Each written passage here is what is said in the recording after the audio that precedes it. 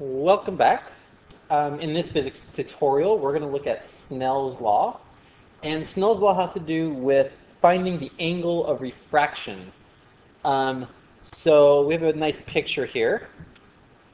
This picture shows a wave or a light beam coming from point P and comes down here. It strikes this medium change. So in the top half, we have one medium, and in the bottom half, we have a second medium. So right here at point O, it's changing mediums. And in this situation, it is slowing down. It's changing mediums, the wave is slowing down, and it causes it to refract or to bend at this angle. The angle that it's bending at is this angle here, theta 2. And our original theta 1, both of these are measured from the normal, which is the line that's perpendicular to the surface itself. So we also have these other letters over here. We have N1 and N2. And N1 and N2 are basically they're constants that are a property of the material. So those are numbers we can look up. The one that it's the system is based off of is air, and N for air equals 1. So that one you should know. The rest of them, they will be given. And we have these two velocities, v1 and v2. And these two velocities are the velocity of the wave traveling in that medium. So really, if I erase all of this, so really, to help you keep everything straight, just think of it as this whole top medium. So we have our line here from our different mediums. And the top, we'll call medium number 1. And the bottom, we have medium number 2.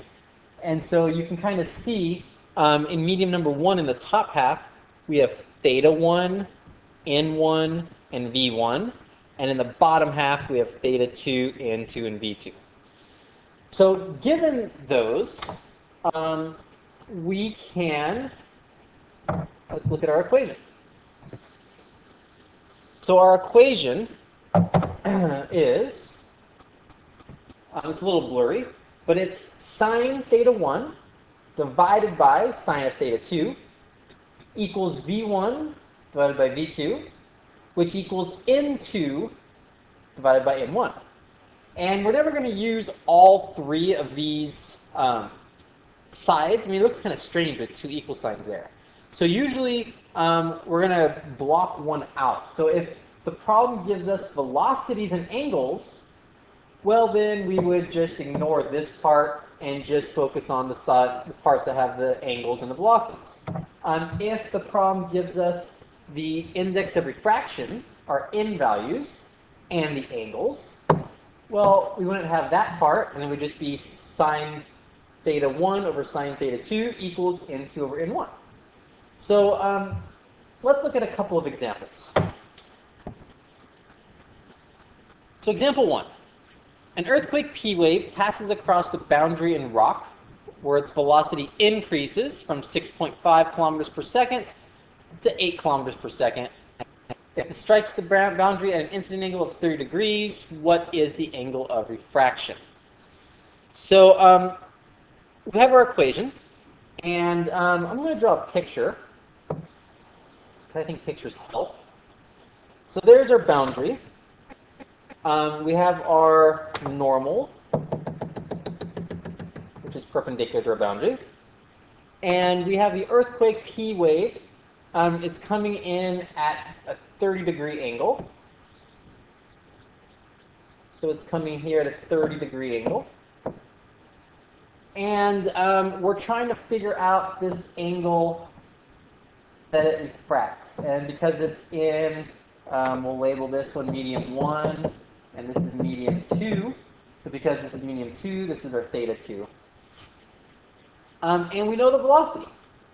So the velocity of, in medium 1, in the first half, the velocity is 6.5 kilometers per second.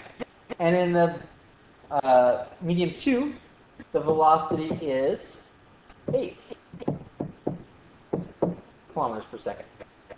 And let's put our kilometers per second. Always good to have units. So that's our picture.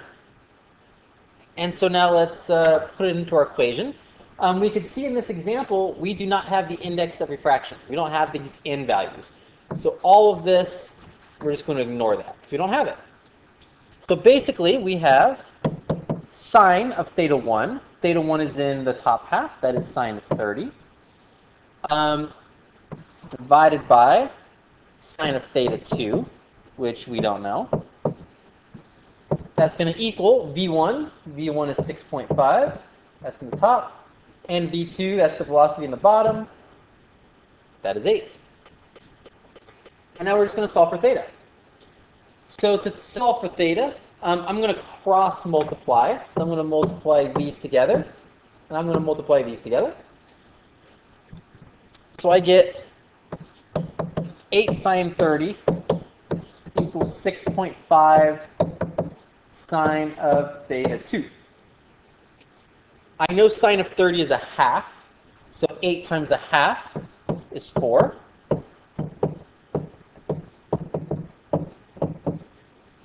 And looking great. I'm going to divide both sides by 6.5. And so I have sine of theta equals 4 divided by 6.5, which is 0.62. And now this last piece, I'm going to take the inverse sine of both sides. So the inverse sine will cancel the sine, and I get my angle. And on this side, I have the inverse sine of 0.62. And I get 38 degrees. So it's really not that complicated at all. Pretty simple stuff, nothing too confusing. Let's look at one more example.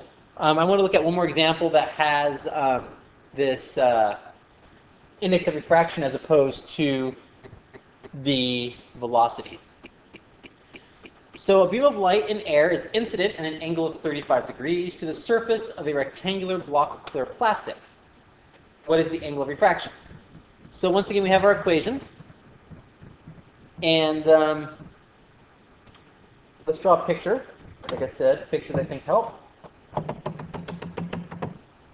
So we have our light wave coming in at an angle of 35 degrees. We're trying to find the angle of refraction again. So we're trying to find this. This is our theta 2, because once again, this is medium number 2 and medium number 1. And we know the n's. So for N1, this is air. N1 is 1 for air. And N2, this is our plastic. It is 1.75. So given that, we can find what we need to find. So we have sine of 35 over sine of theta equals, this is one tricky part. You'll see we have sine theta 1 equals V1 equals N2. So there's a 1 on the top, a 1 on the top, and then a 2 on the top. So don't get confused with that.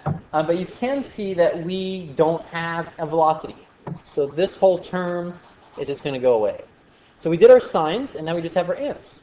N2 is 1.75. Make sure you put the 2 on the top, because that's what the equation says right there. And it's over 1. So in this situation, I will cross multiply again. So I have 1.75 sine of theta equals sine of 35. And so sine of 35 is 0.57 equals 1.75 sine of theta. And I'm going to divide both sides by 1.75. Get rid of that highlight. And so sine theta equals